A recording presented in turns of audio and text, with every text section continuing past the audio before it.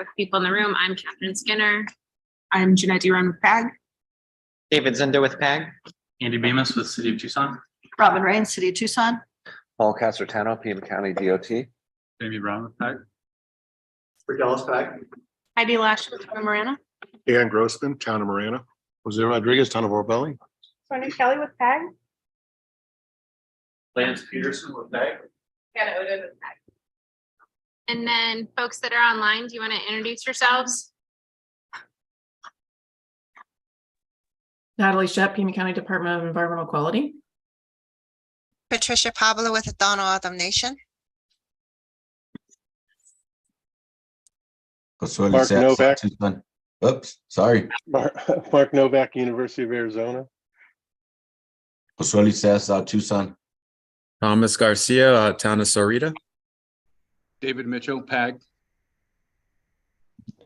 Mark Hoffman, ADOT Planning.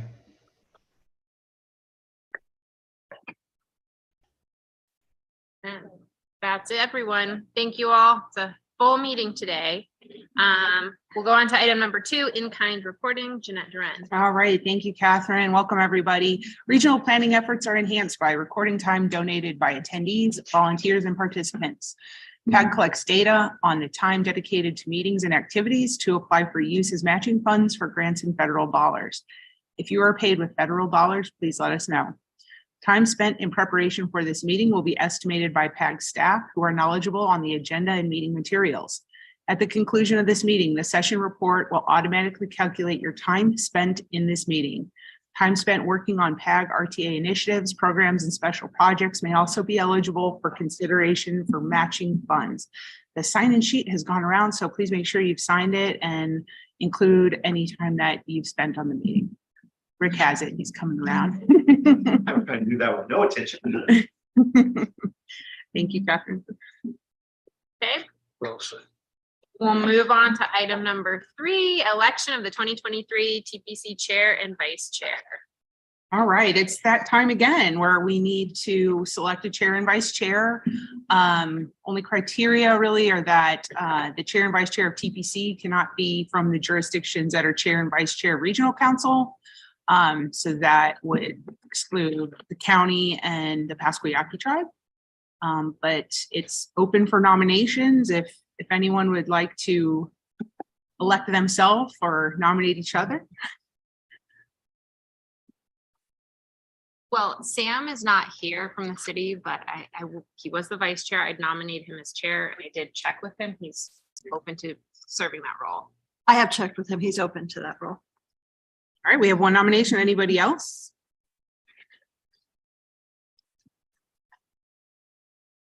You would also need a vice chair.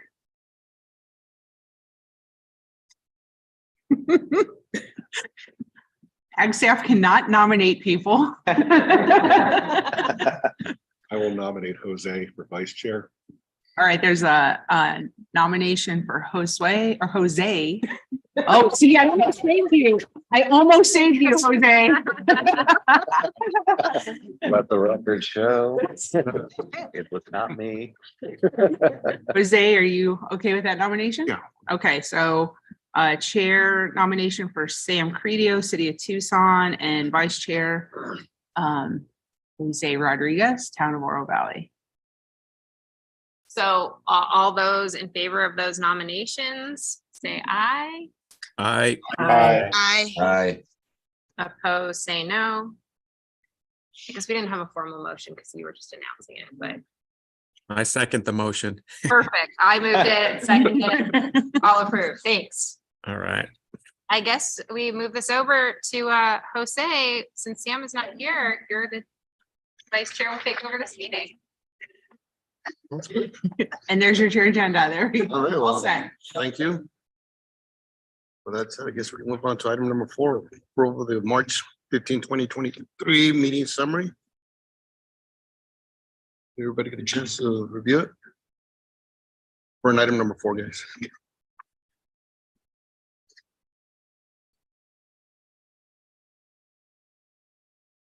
Can I get a motion? I wasn't in attendance, so I'm not going to move it.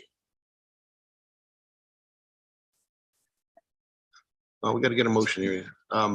Anybody online? Oh, that's gonna be. What's the motion? Jose, I'm sorry, this is Tom. What is the motion? Let me repeat it. We're on item number 4, approval of the March 15, 2023 meeting summary. This is an action item. We're just trying to approve the summary of the meeting minutes. I'll move to approve the minutes. Okay, we got a motion. Need a second. This is Mark. I'll second. Okay, we got a motion and a second. Okay, all those, any questions, comments? All right. All those in favor, signify by saying aye. Aye. Aye. Any opposed? Motion carries. Thank you. Moving on to item number 5. PAG's Committee Operating Guidelines and TPC's Technical Advisory Role. Jeanette? Thank you, Jose. And let me go to the, did I go too far? There we go. This item's coming to you as a request from the last TPC meeting. Sam Credio from City of Tucson requested this item be on the agenda. I did want to say that if we want to table it until Sam can be at the meeting, we can do so, or we can continue on having the discussion on the TPC. I mean, I think we can continue on. I think we're all interested in hearing both the specifics and the general purpose of this committee, because there does seem to have been over the past few months a little bit of confusion as to what our role is in some of the various items that we've wanted to discuss. Okay, then I'll go ahead and move forward with the presentation. I just wanted to start the conversation by thanking you all for being part of the TPC. It's a lot of work, and you guys all have full-time jobs beyond this committee. We value your participation very much. I know I can speak for Jamie as well in saying that. I just want to give a little bit of background about the TPC. TPC was established in 1975 before all of us were participating. TPC is a standing technical advisory committee. We provide technical review and develop recommendations on studies, reports, plans, programs developed by PAG. We support, the committee supports PAG staff in the development of the TIP. The committee monitors current TIP progress and implementation status of approved TIP projects. The committee supports PAG staff in the development of the RMAP. So I just wanted to take 1 second and point this out, that the 2 main roles is to provide technical assistance on those 2 items, the TIP and the RMAP. Those are the items that PAG staff is going to most frequently bring to this committee. As you all know, the TIP is the machine that we need to keep running. So those items that come to the committee that we bring to the committee on TIP and RMAP are going to be definitely the ones that we try to make sure come in a timely manner to the greatest extent possible.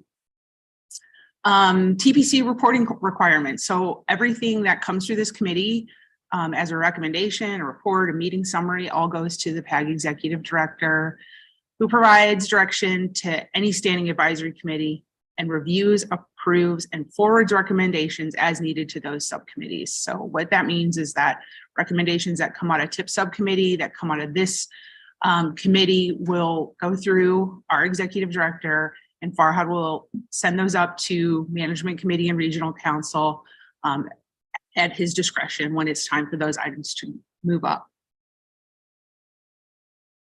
And the committee operating guidelines. I know all of you have been sent the bylaws and the operating guidelines. If you need a copy, let me know. But these are just some highlights of it, that the executive director directs staff in the implementation of PAG's operations. So all that really means is that how we conduct these meetings, when we have these meetings, what's on the agenda, anything that we bring forward, Jamie and I bring forward, is at the direction of Farhad. This is a standing advisory committee that addresses and implements specific tasks as assigned by PAG. So it's our role as PAG staff to bring items forward and make sure that we keep the ball rolling, that we keep the machine oiled and greased. Committees have no administrative role and are not asked are not tasked with any contractual negotiations or any administrative affairs of PAG and the RTA and their operations. So that's key in how we as staff conduct these meetings, setting agendas, bringing items forward. It's completely at the discretion of our agency and not the committees. That's all I have on this item. Happy to take questions. I don't know, Jamie, if you had anything additional you'd like to add before we have conversation. Thank you, Madam Chair, or Mr. Chair. Members of the committee, Jeanette, no, I don't have anything to add. Happy to help with the conversation. Thank you. Okay, thank you. Are there any other questions from the committee? Mr. Chair, I do have one question. So there was a line a couple slides back about our responsibility to provide technical review and develop recommendations on studies, reports, plans, programs. And my feeling is that that touches the OWP very directly, because many of that list of things that PAG does are through the OWP. And I think in past, and that's part of maybe the confusion of where the lines are, we have had very good and robust conversations here about many of the technical items that come from the OWP. And I think this is that technical review body where we may or may not ask to have a recommendation moved upward, but at a minimum, having a robust conversation here about things, for instance, like the pavement management system, or I think air quality was one of the other items. Those kinds of technical things that directly hit transportation are the kinds of things that we have wanted to discuss here. And it seems to fit very neatly into that third bullet point. And so can I just verify that with you, please? Yeah, sure. And you're right. It's true. So the OWP outlines which programs we're going to do. And so that of course goes to management committee, regional council. So what programs we do in which of the 2 years that we are in our OWP, that moves forward. We absolutely value your technical assistance on any one of these topics. And of course, we would love to have endless conversations on all technical topics with this committee, because you guys do bring a lot forward. It's on PAG. It's our responsibility to get those things on the agenda as we need them. So you'll see quite frequently the tip, for instance, it's the easiest one as a reference, is that, we bring those items as quickly as we can to make sure we're meeting those federal requirements. We're meeting our deadlines. We're meeting deadlines to get things to the higher level committees. We're also trying our hardest not to drag these meetings out and have topics on there that we can't do anything, or they're just not ripe and ready for discussion.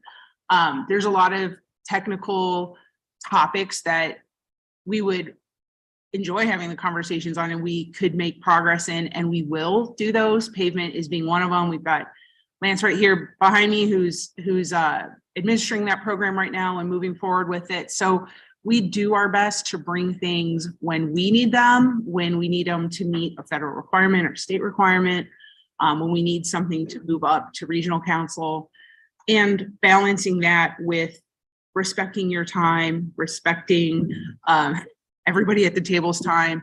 And we do call special meetings when we need them. TIP subcommittee is one of them. We've been having the transportation safety subcommittee. Rick has been having those meetings. We had EPAC last week, and we're pulling together an air quality subcommittee meeting, hopefully in the next couple months. So you're right, we do those. We will continue to do our best to bring those items forward, and any new and relative topics as they come up, or as we're directed from regional council to bring those forward. Jamie, did you have anything? Very well said. Thank you, Mr. Chair. Just to add an example to that I can think of. So last year, David was providing the regional transportation revenues report, the HERF report, and we had a recommendation to expand on that and add more revenue sources into one document. And so I believe we were responsive to that request, and I would say that's a report. And so we took that recommendation to heart. We've also added to that particular report, we added the balance for the HERF. That was another recommendation by this committee. So we're trying to be responsive where we can. Any other questions from the committee? I have a question. Thanks, Jose.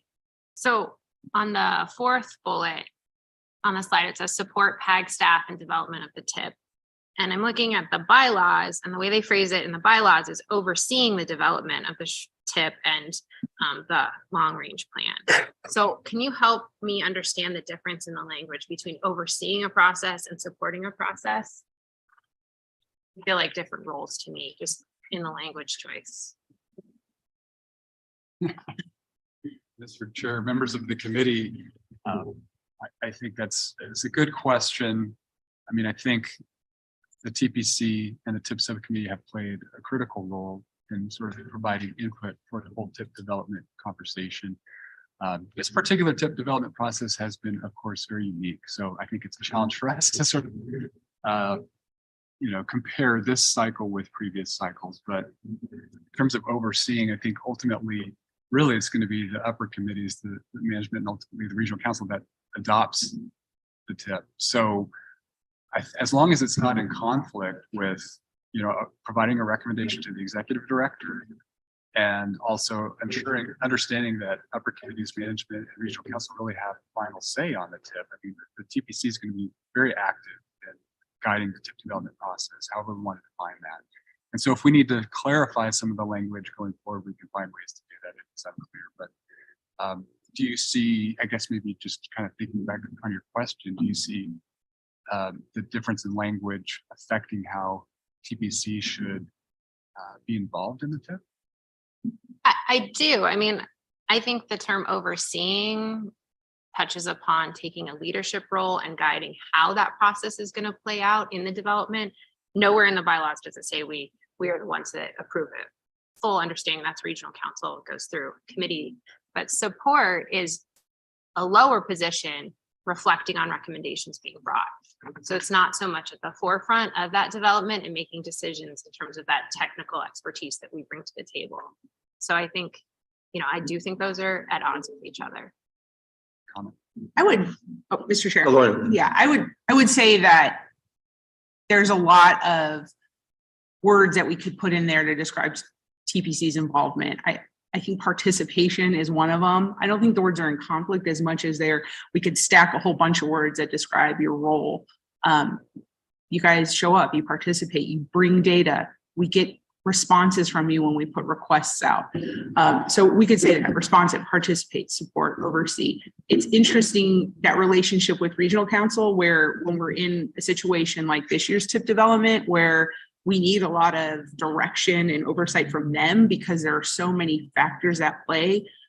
This committee isn't a policy decision making. So how we move forward with the process, if we need guidance on how do we address those 2 out years in the TIP, those kind of oversight, if you will, decisions come down. So it's a give and take, and we've always appreciated everything that we get from this committee, and hopefully you guys feel like we're responsive to asking those questions and bringing the committee and especially the TIP subcommittee together to, work with us and be patient with us.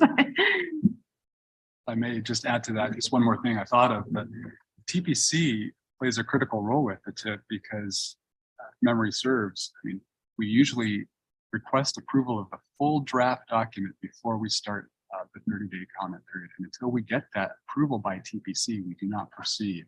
So that's really a critical approval process for this committee for the TIP. And it's the full document that we request approval of. At least that's what we've done in the past.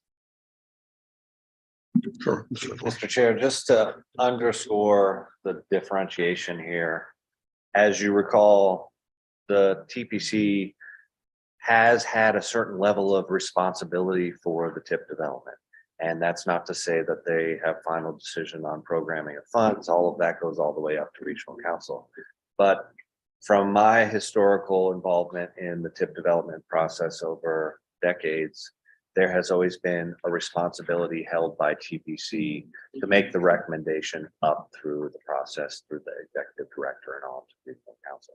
So I think words matter. I think it's very important, particularly to clarify with the regional council what the role and responsibility of the technical committees that they have established. This is a subcommittee of the governing body, frankly, and they establish it for the purpose of overseeing the TIP development. So I'm not entirely sure that they recognize that differentiation in relation to supporting staff's development of the TIP. And we, from the jurisdictional side, have tried many times to clarify that this is a group of technical experts that are, they know project delivery and transportation funding and TIP development. And so use us to make recommendations that regional council and RTA board can chew on and figure out what the right direction is for development of the TIP, programming of funds and advancing of projects. So I just want to make sure that overseeing is the clear term that was intentionally put in the bylaws, because it does hold with it a certain responsibility that this committee has to advance the recommended TIP for consideration. Go ahead. Mr. Chair, if I may add one more thing, to me, one of the most important things that this body can do and should do in developing the TIP is begin to formulate what the priorities are for the entire region, because we are the transportation professionals who are closest to understanding our internal jurisdictional priorities and also the priorities that we would prefer to have be region-wide priorities. To me, that is the beginning of the TIP formation, is that prioritization process. The ultimate prioritization clearly comes from the top, but we understand what our leaders want as priorities, and we can reflect the reality here on the ground so that when it finally gets to them, they can feel secure that both from a technical point of view and from each jurisdiction and regional point of view, that we have created as a region the right priorities for our TIP. I think this can be clearly, if we just change some of the word verbiage in there. And overseeing, is there an issue with that, or? Mr. Chair, so this is just a presentation. So this is not written in stone. Yeah. The bylaws can be updated or changed. Obviously, that's not the can of worms we're opening on today's agenda. Yeah, they haven't been reworked in many years. And that's, we have the committee operating guidelines to sort of just talk through those details on how we're going to actually do these things. Yeah, to address what Robin said, absolutely. It's interesting, this TIP development cycle where the priorities came down from regional council saying, hey, RTA is the priority, to get those on there. And so, yeah, I mean, hopefully as the environment with the funding kind of settles down and we have a clearer vision for what's going to happen in the 5-year timeframe, we can continue to, build those priorities. And we see a lot of those priorities probably going to happen in the RMAT, right? A lot of that stuff's going to start coming through in the next couple of years as we develop that as well. Yeah, and the process actually changed because of the RTA. Because you're right, many years before the RTA, we used to bring projects to the TIP, and then we used to sit around the table and then prioritize it regionally what projects should we move forward. But with the RTA, it's actually working a little bit backwards. They're coming, these are the priorities based on the RTA plan. So we really hands are tied, like, okay, well, that's coming from the RTA plan and from higher ups. So we really don't have much saying on that. It's just like, here it is, guys. We just need your review and approval. It's definitely changed from many years back. If I could add to that, because I think they both exist. We understand that there's policy changes that have occurred where we used to have that roundtable discussion of all the priorities and you fit in additional projects that aren't in the RTA plan. That went away, but we still need to provide the technical expertise, because there is, putting $10 million or $12 million on a project for construction in a single year, some projects don't move at that pace. You're not going to spend at that rate. And so to get the most effective use of the dollars to our region, it's this body that can say, you know, this one makes more sense for 9 million, which allows 3 million to start the design of these next projects so we can federalize it. And it's all those pieces moving together that I think is the value that this group has always had before the policy changes, prioritizing RTA.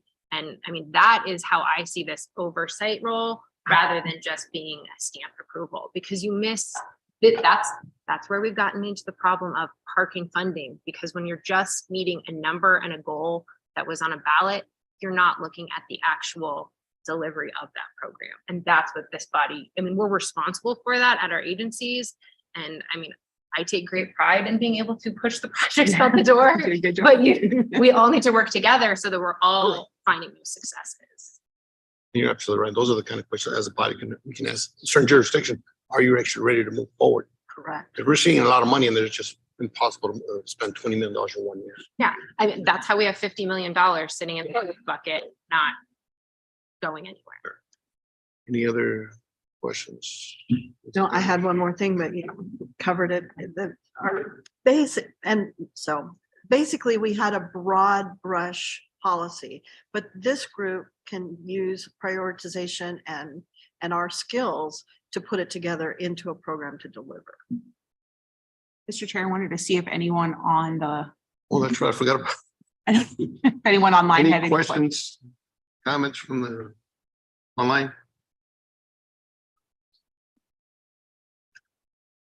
I don't see any hands. None. I think we're good. Any other questions, guys? This is an information. Mr. Chair, I just was wondering, has there been any discussion about, I know in the bylaws, there's some expanded membership to try to bring in, I think, the planning departments of maybe city and county, and then transit provider and a couple others.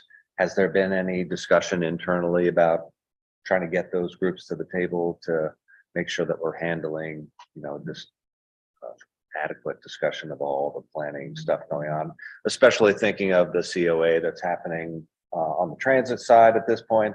I think there'd be tremendous value to bringing that discussion through this group and, you know, allowing them to have that exchange. Have we had? Mr. Chair? have we- members of the committee? I don't think we. Yeah, I mean, I think I'm not positive on your question. I know we do reevaluate our committee makeup every year. I know we just went through that, are going to go through at the end of this year, but every year we do it like with EPAC and make sure all those spots are filled as best as we can. I know that, you know, some of those folks participate in other activities within PAG, like transit. But yeah, we can, I don't know if Jamie knows for a fact whether we're trying to reevaluate that. All I do know is that we do it every year, and of course, always welcome experts to the table on any given subject.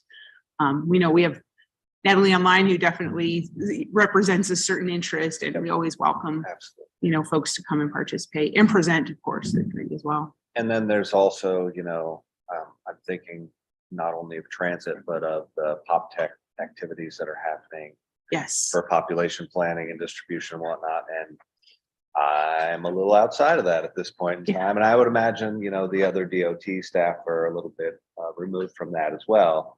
I think there could be a tight of, you know, what's happening on that side rather than, well, that happens on that committee channel and this is the other committee channel and we're never the two shall mix. I think the intention of including those expanded groups is that they should very much mix so that we have some awareness of what's going into that. Yeah, Mr. Chair. Yeah, the never the two shall mix is not how we operate. Yeah, it is different folks because obviously the experts sit in different offices. Of course, with the smaller jurisdictions, sometimes those people sit next to each other. Bigger jurisdictions, they sit on the other side of town. Yeah. We are very fortunate in PopTech that we've had great participation from your agencies. And of course, if we didn't, we know who to come to because you guys always manage to get folks to the table to help out on the specific topic of the population projections. So as those are formed by the committee, of course, we'll bring them up to you as they play into the TIP and the RMAP. You guys will see them. So yeah, I mean, we do we cross-pollinate, not necessarily at this table, but throughout the agency as a whole. But yeah, we'd always be open to those folks coming and participating, presenting, and bring Dr. Nolan sometime to go over the population projections after they're approved, which hopefully will be Friday. So yeah, we can bring those topics and continue those cross-pollinating, if you will. Maybe that's what we can do in the future, is they can bring some, present to us Yeah. Oh, yeah. on the summary of what's going on that committee. Because the only time we hear from them is when they impact the tip or the long range plan. And that's when we hear about it. Yeah. That's when they're presenting to us. That's when we get to know who they are and what they're doing. Yeah. That's really the only time they meet. Correct. It's very simple. And If they impact the tip or the long range plan, the RMAP, then we hear from them. But I guess what we're saying, it's usually we get more the information. only time they convene is as a committee is to work on those two items. But yeah, I mean, we can, the technical service modeling team, anything they're working on. I know on this agenda, we're bringing forward report from like the TSSS. So trying to be responsive to that as well. Right, thanks. All right, guys. Any other comments, questions? Here are none. It's an information item. Let's move on to item number 6, which is a regional mobility and accessibility plan, also known as the RMAP. All right, Mr. Chair, members of the committee, this standing agenda item. This meeting, we're bringing forward an introduction to the performance measures. I know a lot of you guys have know what performance measures are, probably know more than anybody else what performance measures are, and have heard similar presentations, but David's gonna present a little bit of a brief introduction to performance measures, and then also how we're gonna move forward with addressing performance-based planning as we move forward in the RMAP process. So David is here, he's online, and he'll give a brief presentation. Thanks, Jeanette. Good morning, everybody. Thank you, Mr. Chair, and everybody for joining us. Getting my slides prepared here today. I'm David Mitchell, Senior Transportation Planner here at PAG. I'm here today just to give you some information on our performance measures program, give you some insight on how it came to be. As we are ramping up the development of the 2055 RMAP, we certainly want to have considerations for what the next performance package is going to look like.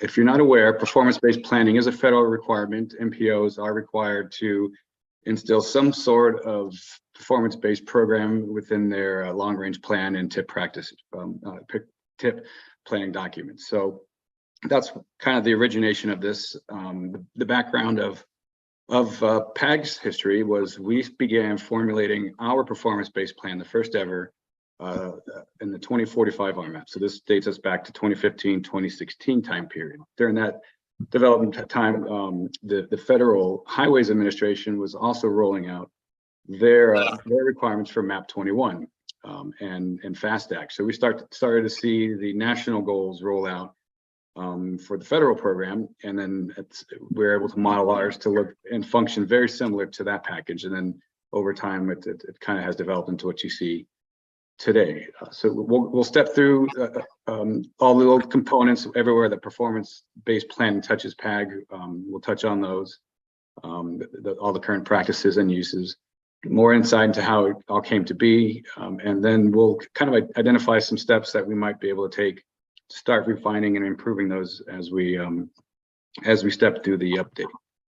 But to fully understand how performance-based program works at PAG, there's really two programs going on at once. There's the RMAP package, which I've been talking about already, but then there's also a federal package, and that's what we commonly call the FAST Act program. And so what I have on the screen here, these are the 7 national performance goal areas. If you read the captions of the icons, you see similarities into our 7 goals. There's a slide coming up where you can see those next.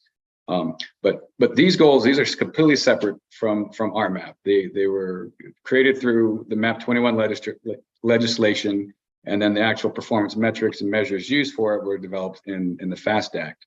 There's to date 21 performance measures on those. Regional Council has been adopting ADOT targets since 2018. There's 3 different categories: safety, system performance, and infrastructure. So it covers everything from congestion and travel times to bridge and pavement conditions to crashes on public roadways. So that's the national program. This is kind of what PAG had modeled our program off And so in order to do that, we had that as a model, but we had to come up with our own performance measures and metrics. What kind of data do we have available to us?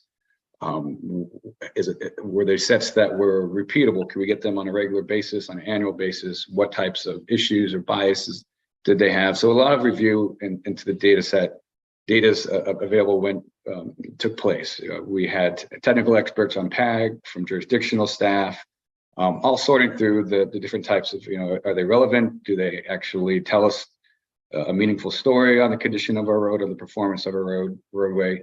And can it be used to gauge, can we use it to gauge accomplishing any types of goals? It's one thing to know how many miles are being traveled on a roadway, but if they don't really have no goals or targets associated with them, then it's really a viable measure to track. So all that gets taken into consideration. And so in the 2016 version of the RMAP, that was a back and forth discussion, recommendations from both sides, members, PAG staff.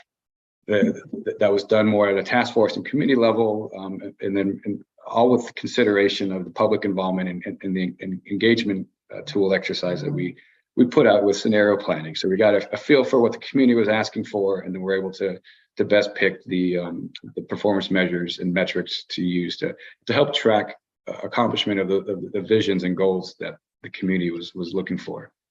And so we'll be having to kind of do some sort of version of that as we develop the 2055 RMAP. So keep that kind of in mind. So as it stands today, this is where the first release of our performance measures is what it looked like. This is a screen grab from the RMAP. Taking a system maintenance is the goal. You can see the chart, but through the document, we've identified 7 goal areas. There are 51 total performance measures that were identified. 38 of those had targets, and the targets were for 2045. Those are at the time 30-year targets. And then there were 79 different strategies that were identified, kind of a narrative to give guidance in a policy form of how we might be able to accomplish some of those goals and even reach our targets. That was the RMAP in 2016. Fast forward to a few years ago, the 2045 RMAP update issued the first performance report. So here we had a first 5-year look into what's happening in terms of performance on roadways for those 38 measures that we have long-range targets for. In the column on the right of this page, you'll see the different color coding. Well, those are saying that those are notations on, we evaluated whether or not we were on pace to reach our long-range targets. So given 5 years of data, we're following the trend line that it would take to get to those 2045 targets. Are we on pace or are we not on pace? That's the determination for that value. We recognize or discovered that we are not on pace for about half of our long-range targets, and some of which we are actually moving in the wrong direction. So not only are we not on pace on some of them, but in some of them we're moving in the wrong direction. So those are things that we might have to reevaluate when we do the 2055 update as or plan. Do we have reasonable and achievable targets? Are those something that we should revisit? So do keep that in mind. If you haven't seen this report, please let us know. We can send you a digital copy of it. This is in the 2045 RMAP update. When we go through the TIP development, there's always a performance measures component as well. Members, you have access to this information. This is our project portal. What you see in the map are the performance conditions on our roadway network. You can look at a performance report for a project area. Up here, it looks like we've grabbed a segment of what could be Ina or Skyline or Orange Grove possibly. And it gives just existing conditions information related to the performance data. And there are some performance measures that have thresholds that establish ratings, so good, fair, or poor. And we color code that for you in there. Use this tool for any of the products that you have in the RMAP in plan projects. You can use it for the reserve projects. You can use it in the sandbox if you just want to go in and play around. So this type of information is available to you through the TIP project portal. On the lower right, you see a little thumbnail. Anytime we develop a TIP, we do a project level assessment of the performance measures, and we can see all the projects together as a whole. How are they addressing needs? Or in other words, we're able to identify or quantify the amount of roads or locations just to give an idea of places on our network that have performance conditions where there's significant need.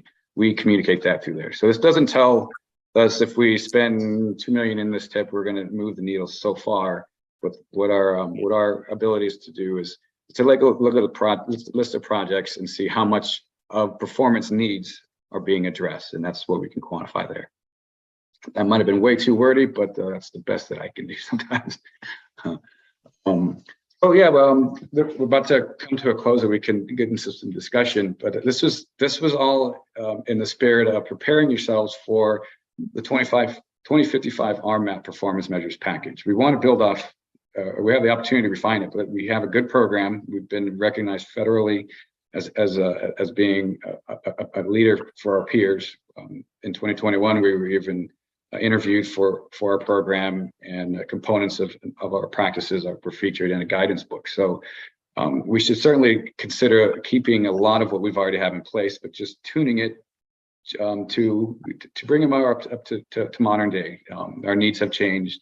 We have a better understanding of data. We have more data available to us. All that's going to be part of the exercise. Jeanette and I will be back with more opportunity to dive into this. But this is just kind of a starting point to let you know that we've got something on the horizon. And if you have any questions and want to get head start, let us know. We've got some tools and information for you. But Mr. Chair, I'll send it back over to you for any other questions that you have for me, or open discussion. Thank you, Dave. Any questions from the committee? I have a question that I'll call it a report card.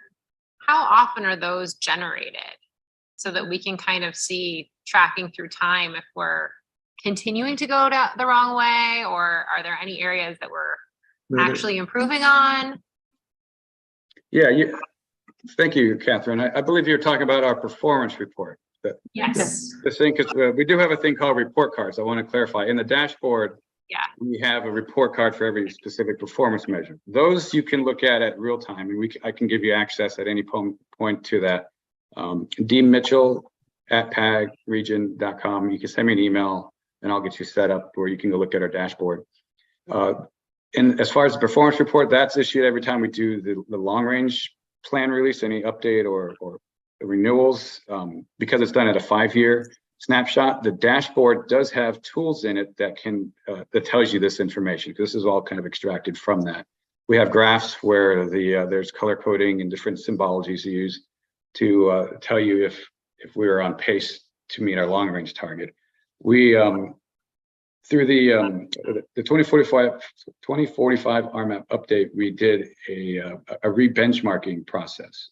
We use the benchmarks as a short-term or 5-year, not a target, but where a point on the trend line to where we would need to be in order to be able to be on pace. So, for example, if in 2016 we established a benchmark, 5-year benchmark, to be at a travel time of less than 30 minutes per person per day. That'd be their average commute time, basically. So we set that.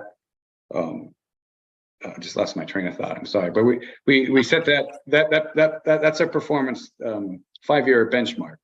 So now we're fast forward 5 years. We have new data collected.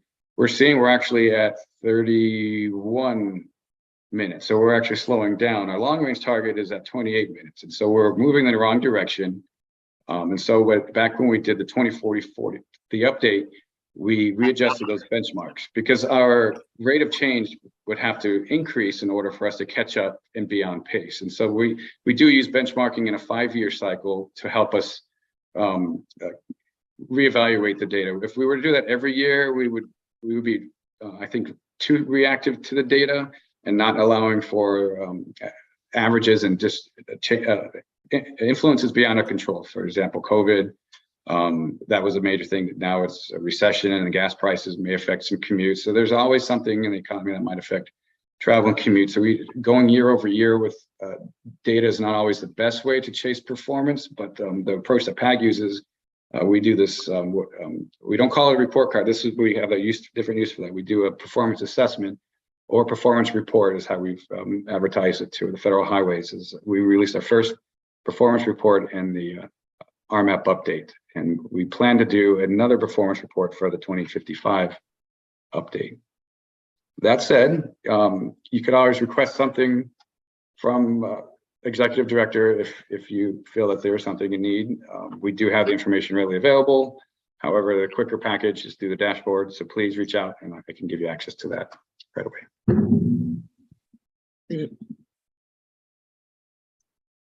Robert. Mr. Chair, David, just a question about, I believe when we did the 2045 RMAP, we had, I think, a special subcommittee just to discuss kind of in depth what the performance measures should be. And I wonder if that would be a useful exercise now, because I know that things have changed dramatically since the last time we put an RMAP together. And maybe some of these performance measures are not pieces of what we would currently prioritize. And I think if we got a subcommittee of this group, a special subcommittee of some variety, then they could perhaps assist in assuring that we're targeting the right performance measures. Sure. That makes sense. Yeah, that's a great suggestion. Yeah, this is the beginning of that whole conversation, and that's our intent, is to look at the benchmarks and then ultimately the targets. Yeah, whether we adjust a target or not, if it's reasonable, if we're seeing any sort of trend or any sort of desire to move that needle. Also, we have the FAST Act requirements, so we'll do those and we'll continue to do those. But yeah, to look at other data sources too, because between now and when this program started, there's better data, different data sources, more data sources, other factors that play into those things. So yeah, that's a great suggestion. Our intent is to bring as much of that through this committee because you're already here. But yeah, if there's a specific reason to dive into one area, one that comes to mind would be like air quality. Take that to air quality subcommittee and kind of use those technical experts to look at those. Of course, bring it back to this group and either have more conversation or continue to move that up. But yeah, that's a very good train of thought. Thank you, Mr. Chair. She kind of went where I was thinking. I know there are also within the report cards for each measure, there's information about the data source and all sorts of other stuff as well. And I know that many of these performance measures were established some time ago. So one that comes to mind, we're still leaning on like 2019 regional synchro data for congested intersections. And there's much better, more accurate, timely data that's available, yet we haven't really incorporated it into the performance measure process at this point in time. We sure would like to know, and we've got some initiatives underway to get traffic signal data out of our system, but from a regional perspective, there's probably something better than modeled congestion, right? So those are the kind of details that I think either this group or a subcommittee could get into to see, what else is available in RICS data or WEJO data that the modeling group is already using or what have you. So there's probably good opportunities. That's good. A discussion for when we have subcommittee to discuss the performance measures and then targets. If we don't meet the targets, are there any penalties, consequences? And we set the targets here and then we don't meet them. So what happens? Do we get penalized as far as funding goes by the feds? Mr. Chair, that's a great question. I'll turn that one to Dave. Thanks, yeah, Janet. Mr. Chair, Jose and members, the penalty would be the scrutiny of our community and our public for not making progress towards the targets. We have no federal requirement to make such progress. We're just required to have a performance-based planning practice. Now, we may have to answer to them during our federal review if we aren't meeting our targets.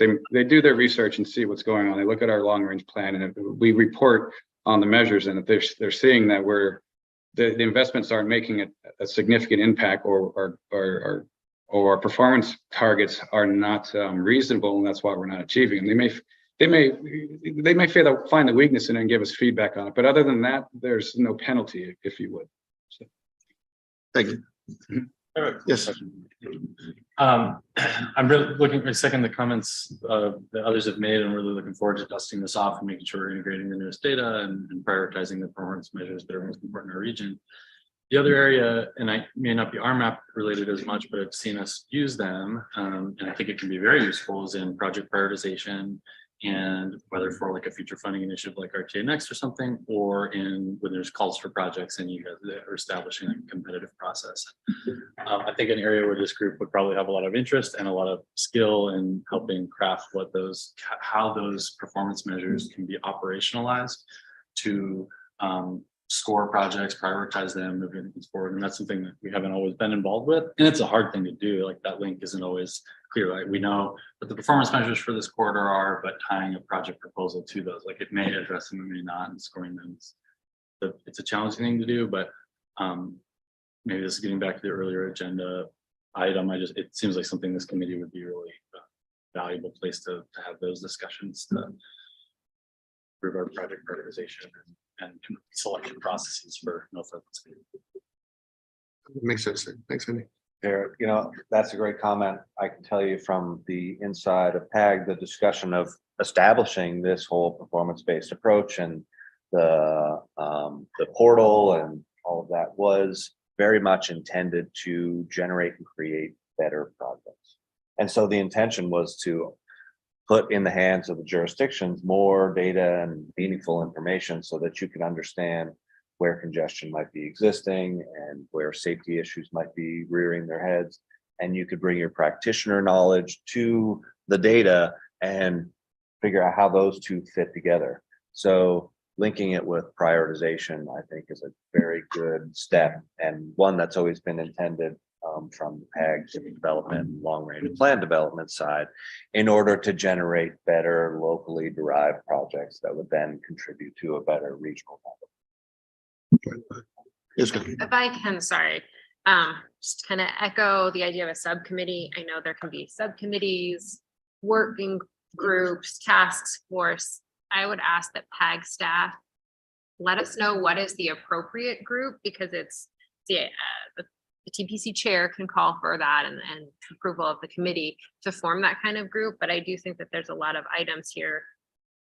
And since the RMAP hasn't had a full update since 2016, like things have changed dramatically. We all know that with the pandemic and the technology and the availability of data. I really, I can say for myself, I won't have the time to dedicate to that kind of detailed technical review.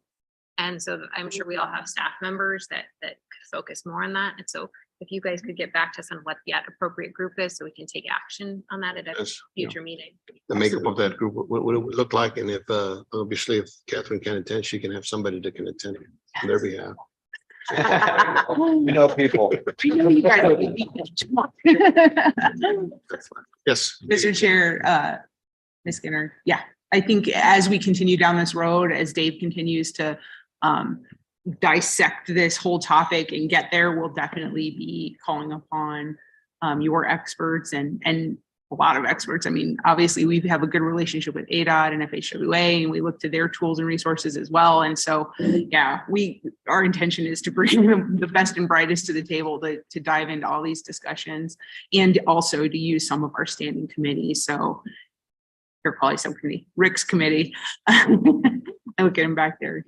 We'll assign him some tasks, but yeah, we do have opportunities to bring folks together, and we will. Thank you. Yep. And then I agree with Andy too about prioritizations on the long range plan, because that's where we draw our projects for the short range, the tip. So it's critical that we know what's next on the list, what's for the region. Thinking regional. Okay. Well, thank you. Any other questions? One quick question, Mr. Chair and Mr. Mitchell. Basically, I wanted to know if the bill has had any impact on the measurements we would want to make that are maybe somewhat different from the FAST Act that we're drawing this from. Referred any details on that? David, did you want to speak to that? Yeah, there has been no change. The FAST continues to be the performance-based policy document. The bill has been more of a programming and a funding mechanism and has not offered any change in previous policy.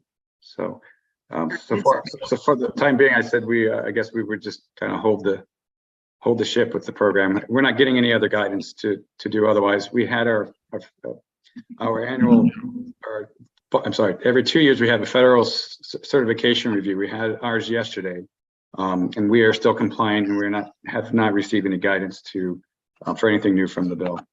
Sure. Mr. Chair, if I can add, one of the directives that we've seen from the Biden administration is to dive into the Justice 40 topic. And so although it's not required for us to do it in a performance-based planning approach, we are going to be headed down that path. We do our Title VI work, obviously, that we're required to do in all of our planning. But yeah, we're going to be expanding that to cover some more of those topics and meet some of those new directives that are coming out of the Biden administration, not necessarily out of the bill, but responding to those topics that come from all directions and any other topics that come from ADOT. Thank you. And just a comment in that regard, that what we saw with that tool was a slight change in how priorities were come to from an infrastructure prioritization point of view. And some of those, like you said, would call for somewhat of an expansion of what we're doing in our map.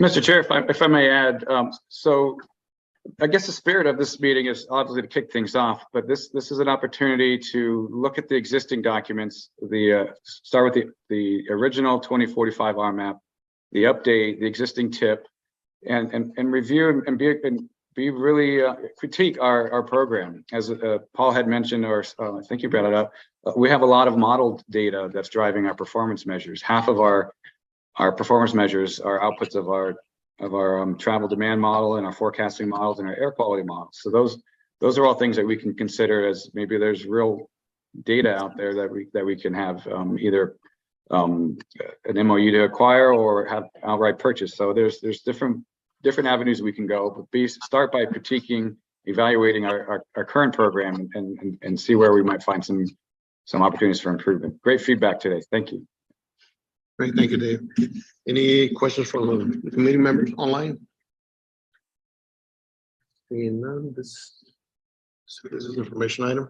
So if there's none, let's move on to item number 7, regional transportation revenues. Mr. Chair, I just had one comment. I'm sorry, you didn't see my hand. This is Natalie Shep. Just based on the last comment from Dave, if I don't know if I have access to all those documents, and I am interested in reviewing those. So could I just please request that PAG send out what you were just referring to, so that it can kind of be consolidated in one email and we can have a review in an easily accessible format? Can you get that up, Dave? Yes, I'll work with you or staff to figure out the best ways to get that to you, whether it's in the minutes and notes or something. But yeah, we'll get that to you. Great, Thank you. Sorry about that, Natalie. I didn't see your hand. No problem. Anybody else? All right, let's move on to item number 7, regional transportation revenues. David. Yes, thank you, Mr. Chair. It's a pleasure to be with you all this morning. So in your packet, you have our revenues report and the actual item memo. We do throw on the RTA revenues. Some have remarked, wow, what a strong February for RTA collections. As you can see, we're just shy of $12 billion, up from a forecasted amount of 10 million, and certainly higher than the previous year. Bear in mind that RTA excise tax revenues collected in February, or shown in February, were actually collected in December, so that might demonstrate a strong holiday season spending.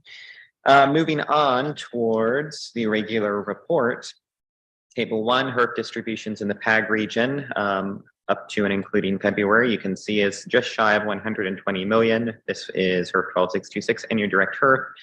2% growth over last year, but looking much more healthy compared to the 5-year average of 11%. Going on to Table 3, Since we last met, we've added another $2.4 million in February for her 12-6, making just shy of 19 million for the year. 4% growth over the previous, or what was forecasted, 6% growth over the previous year. That's kind of an interesting relationship that HERF 12-6 and 2-6 tend to grow faster than your direct HERF that you receive for your jurisdictions. I think that is a direct result of how that funding is distributed through ADOT's process. HERF 2-6 still coming in very strong, the strongest of them all, 10% growth over last year. Subtotal year to date is about 4.1 million. I'm sorry, 10% growth over what was expected, forecasted by ADOT, 12% growth over the previous year. Table 5, we see that our HERF 12-6 balance continues to grow to just shy of 60 million as of February, over 60 million in the report I just got for March. That's a 57% year-over-year growth. Table 6, we see our gasoline sale breakdown. Nothing out of the ordinary here. We seek to hover around 13%. Certainly we are consistent with historical norms. With that, I'm happy to take any questions. Any questions from the committee? I have a question. I mean, the table 5 for 12-6 balances, I mean, $22 million more from February last year to February this year. That's essentially like we're making no payouts of 12-6. Can you guys, what are the projects that aren't moving forward right now? That's a good question. That's a very high balance there, for 12.6. Mr. Chair, Ms. Skinner, I see more of the revenue side, not the expenditure side. So I personally can't speak to that. I do know 15 million of that was recently programmed through our TIP subcommittee process. That was kind of like unattached funding, but the rest will be on some projects. I don't know if you follow up, Mr. Brown, on that. Thank you. I was thinking about how to respond, but I don't feel like I have all the information in front of me to provide a good response. If that's something that we want to put on a future agenda, maybe that's something we consider. David did answer the question in terms of that TIP subcommittee process to program some of the unprogrammed balance.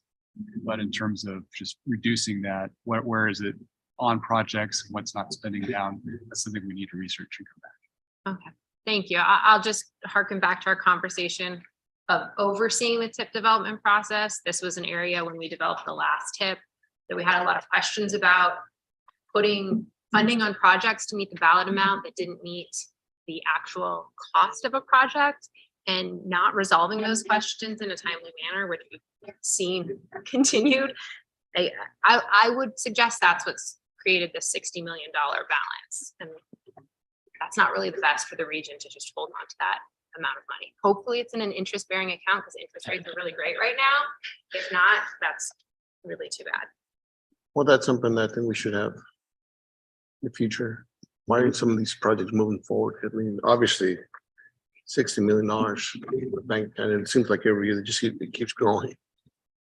I know we were concerned many years back when we had $30 million. Now we have twice as much. So again, it's not free. Can we take a look at that? I don't know if we can or not, because this is just for revenue discussion. But we'll Mr. talk Chair, about that in a later agenda item. Yeah, and I think it's one of those things where we can't speak to Yeah, exactly which project has money programmed on it No, without no. having all that information in front of us. We're just So, concerned about the high balance. yeah, absolutely. Any other questions?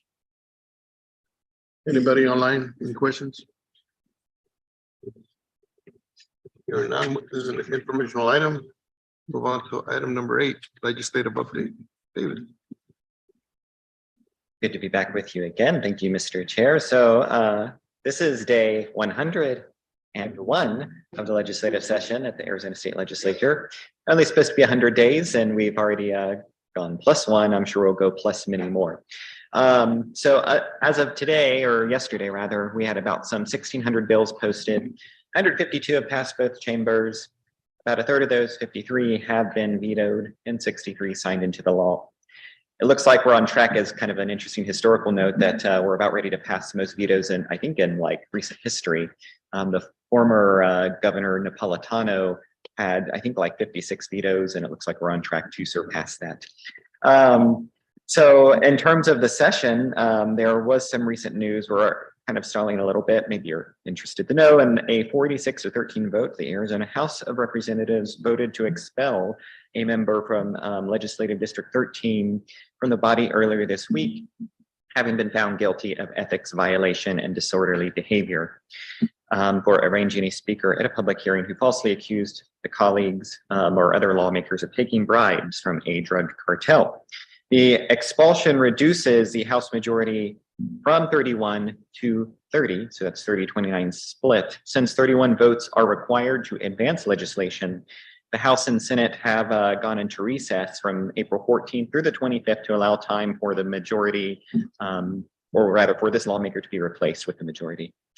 The break will permit a focused budget discussion and continue to provide time for attentions surrounding the expulsion to subside. Sorry, I took some of this from other language. It's not all my own work. I will attribute the source to Arizona Association of Economic Development and their associated lobbyist for help on this.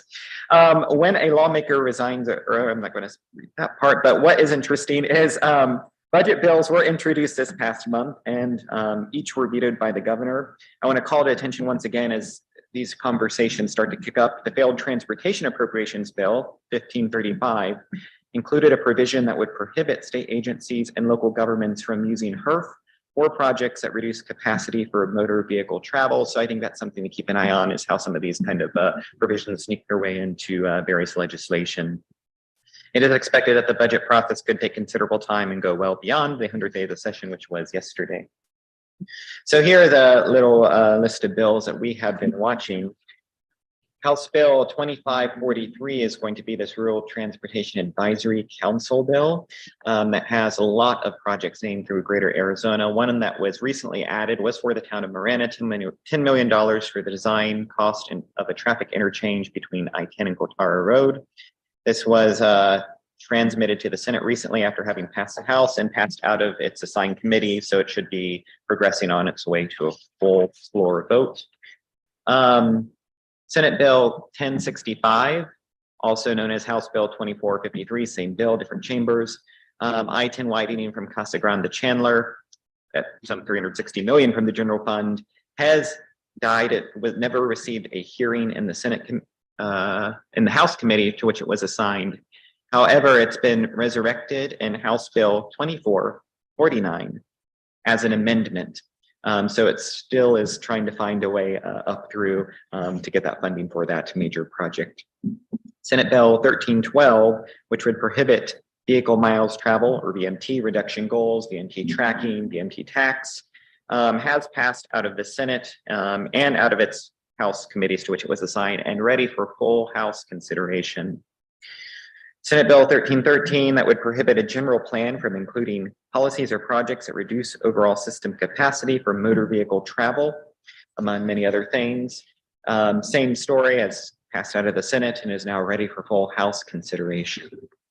Senate Bill 1314 that would modify performance factor variables for ADOT, evaluating transportation system performance, is also passed out of Senate and ready for full House vote. 1340, which would prohibit a county board of supervisors from granting an application to construct a toll road if the proposed toll road would be converted from a publicly funded or maintained street or highway, has also passed out of the Senate and ready for full House consideration. So all these are several bills that seem to limit opportunities for various transportation funding, or really kind of affect the nature of how we plan. Whether it's for good or bad, I'm not going to pontificate on that, but I think it is good to keep watch on these, especially as they are progressing.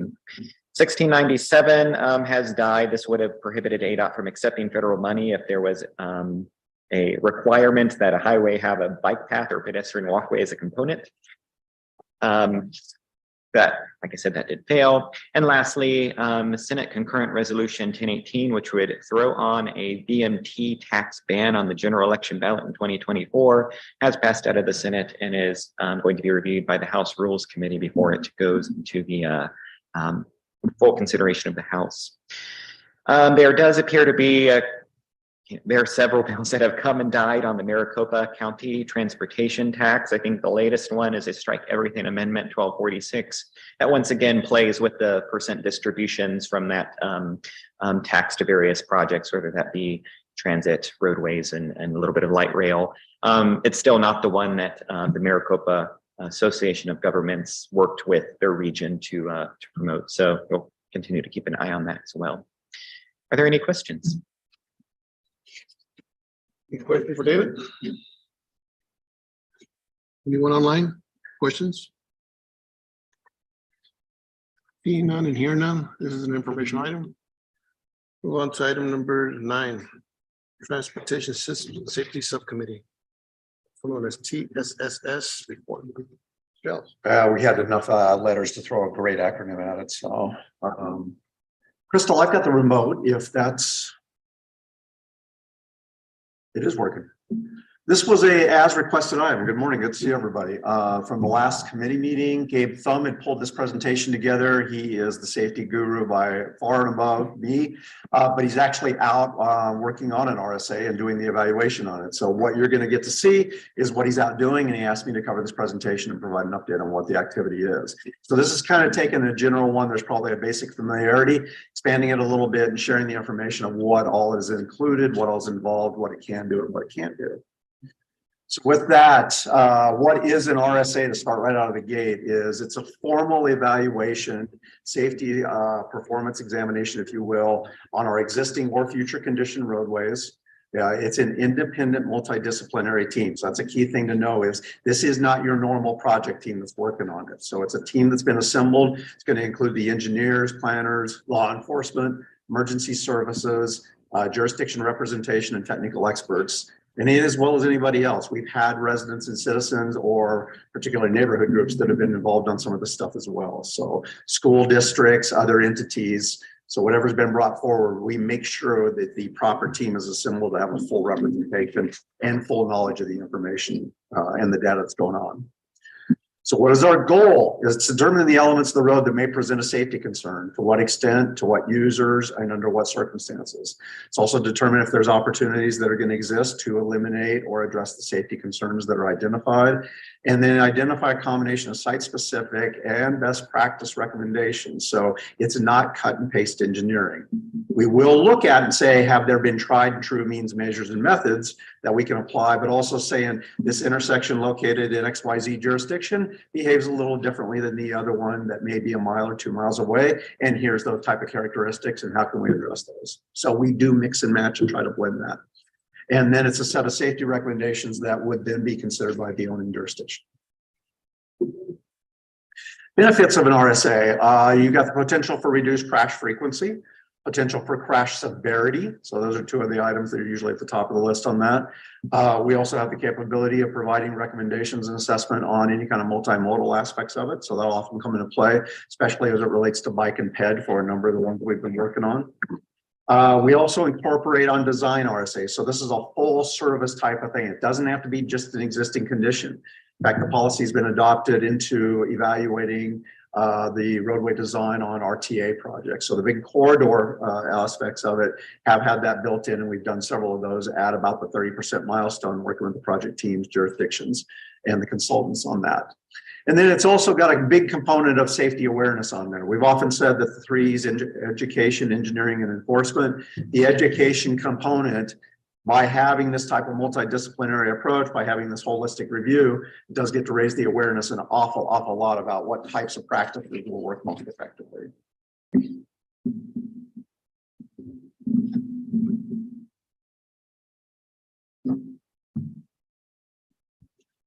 So what's the difference between an RSA and our traditional safety review? These are a table. It's kind of hitting on some of the highlights. I won't go through and read each one, but the road safety assessment, I guess the way you can think of it is it's formal. So it's not just, okay, we're looking at this like we normally do at a jurisdiction level or with your internal teams. It's a formal outside review by a group of experts and a multidisciplinary team. So that's kind of been my my experience with it is those have been the distinctions I've seen is when we've brought those to the table and the ones I've been part of, you know what, it's as requested, it's formulated with the intent that we're going to do a separate audit and review and evaluation. We're not just part of your project team providing input and feedback to your designers and jurisdictions. We're evaluating what you've put together. Considers all potential road users, accounts for the capabilities, and always generates a formal report out of that. So there will be a recommendation report that will come out of this. So this is a derivative of the federal highway. So this is not just us kind of regurgitating this, but these have been practices that have been employed and utilized from the feds on down. So a traditional safety review, there's a couple of key things worth noting on this is the team is really not always going to be independent of the project design team. And if you've been involved in big capital projects, you know, you've got the team members there, you got your safety representation, you got your multimodal on that, but it's all part of the overall team on that. So there's a cut and balance. There's a balancing act that goes on within any kind of big project delivery on there. One of the third bullet down is often concentrates on motorized traffic. Now here in the region, we've got infinitely better by looking at all the other modes, bike, ped, and transit. So we are ahead of kind of some of the national trends and practices that other jurisdictions run into, where they really are focusing more on a vehicular type of activity. And generally that doesn't generate a formal report that's going to be then utilized for action by the owning jurisdiction. So what RSAs can do and can't do, this is kind of a key slide that Gabe and I talked and we wanted to make sure we left folks with is we can make observations. The team will do that. And you'll see as I go through the rest of the slides, it's fairly in-depth as to how much field work, research, and investigation is done. Can make recommendations, can identify what possible action items would be. Like I said, a combination of best practices, proven counter safety measures, as well as site-specific recommendations for design or configuration changes. Can attempt to account for human factors, not always human behavior, and that's a distinction. What humans choose to do versus our ability for sight distance, for reaction times, those type of things, depending on the nature and characteristics. What an RSA can't do is it can't decide if to implement. That's the jurisdiction. At the end of the day, the owning jurisdiction owns that responsibility. And essentially then has to make and take the action for that and identify the funding for that. So those are where they cut off and the limits of what we're capable of doing versus not doing. Where are they conducted? High frequency crash sites or where the characteristics have changed significantly, new development activities, changes in behaviors, dynamics due to whatever factors are going on. So these are type of things that are out there as existing conditions, or we've utilized this on roadway projects where we have very, very complicated or complex design aspects of it. Non-traditional intersection configurations such as indirect lefts, or we know that that's going to be an area that traditionally has had problems with maneuvers, movements, type of patterns. We'll make sure we look at that as well. Starts with crash analysis. We're acquiring the data from the ADOT's database based on law enforcement's reporting. Our incidents are then processed, assigned to the nearest intersection. So this is some of the methodology that Gabe wanted to make sure that folks understood is there's distance thresholds that are going to correlate to this or to the segments then if they're not within the thresholds. So right below at the very bottom there, SPUIs, we have a 350-foot dimension ratio, signalized 250, collectors, locals. So it's making sure our intersection, we've got a criteria on how we evaluate and assign crash information to. SPF developments, segments and intersections. This is going to be your performance. These are basically your equations that are going to be used to predict the average number of crashes. Coming out of the highway safety manual. So this is where Gabe said, this is a very technical, it's complicated. Make sure you show them the slide and then don't go into the weeds too far. So I am paying respect to that homage and saying it's detailed, it's analytical. It's not just, well, what do we think, feel, what's it look like? So there's a methodology in madness, but it's rooted out of the highway safety manual protocol, means and methods. Level of safety. This was another one where there is, as you can see by the scatter diagram, critical thing on this is it's a safety categorization system for roadway segments, intersections with reference to their expected performance. And simply put, I am literally reading this because this was the key thing you wanted folks to walk away with. It's a way of ranking our segments and our intersections from 1 to 4, 1 being our lowest potential, 4 being our highest. So it gives a quantitative measure like we use a level of service for other descriptive type of things. So it's a way of basically taking all these numerical aspects of it and putting them into a grade or a numerical representation. So you'll see that in our Safety Explorer program as well. When are the RSAs conducted? So ideally in any of the top bang for the buck, if you will, is during your planning and scoping process. So as projects are being formulated, what types of recommendations, what type of practices, what type of countermeasures can we incorporate right from the get-go? So it's built into the project as a course of action on there. As a fallback, and as I mentioned on some of the big roadway corridors, we do it at the 30% milestone when we have enough to look at and say, how does that now produce? What can we expect to see out of that? And how does that compare with other best practices? Construction, these are, you know, where are you getting your effectiveness and where do you get your bang for the buck? The 110-100 rule, if you remember back to the 90s. And the last of them is the existing roadway when you have to go back out and do a retrofit condition out there. So conducting an RSA, I'll walk through kind of what all's involved in this and give you a quick high-clip summary, but we review the crash data. So first and foremost, the team that's evaluating all this, and we do use consultants, we have our internal staff as well as working with the jurisdictions and then other special parties on this. It's a detailed review of what's been put together. So it is a data-driven type of thing. It's not a, we had complaints, we heard about this. That may be coming into play. There may be additional subjective information that is heard, used, and evaluated, but it has an intrinsic base in the data evaluation that's there. There's also meeting with stakeholders. I mentioned some of this involves schools, law enforcement, emergency providers. So whoever else has got a major input or a major component of this will be involved, included as well. And then we go into the field work, and having been on a couple of these with Gabe, I can tell you firsthand, this is a critical component on it. So you do the crash data first to tell us what type of conditions. Are these during rush hour? Are they doing school hours? Are they nighttime, dusk, sunrise? And then the field work and review is generated based on all that. So there is a specific timing on this. Don't go out when it's nice and convenient. And Gabe has done these at 3 o'clock in the afternoon in the summertime. Doesn't love it, but he has done it. Also, if there are school components out there, when exactly? Sometimes there's a drop off that kind of precedes some school operations. So they've gone out there to look at those type of things. It's very specific to the circumstances and situations, but they're looking at all aspects, all facets, and it does take a while.